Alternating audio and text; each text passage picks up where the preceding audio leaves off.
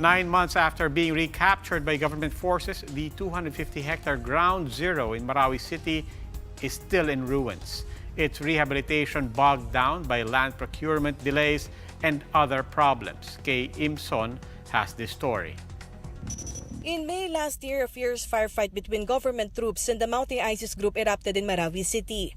It lasted for 5 months with over 1,000 casualties from the military and the terrorists. The fight was still raging when President Rodrigo Duterte delivered his second State of the Nation address last year.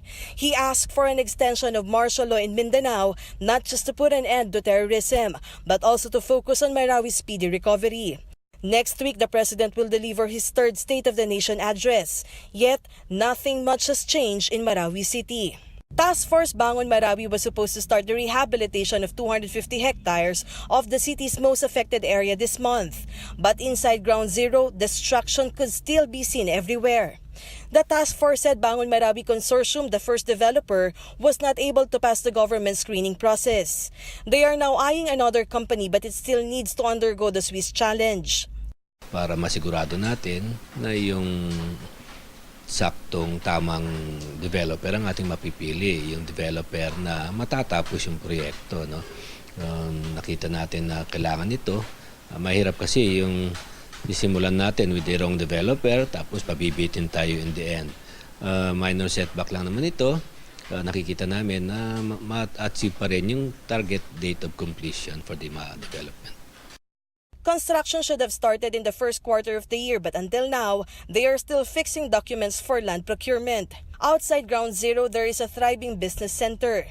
Over 1,500 families are now taking shelter in temporary houses.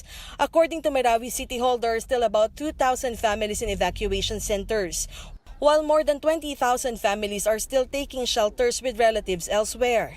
For more than a year now, Alaina and her family have been living inside a small tent in Barangay Buwadi, Itowa. Sobrang hirap. Kasi doon sa Marawi, hindi naman kami mayaman. Pero simple yung buhay namin. Dito, tapos pagising mo, parang iba na talaga. Malayo kaysa doon sa Marawi. Sa Marawi, may hanap buhay ka.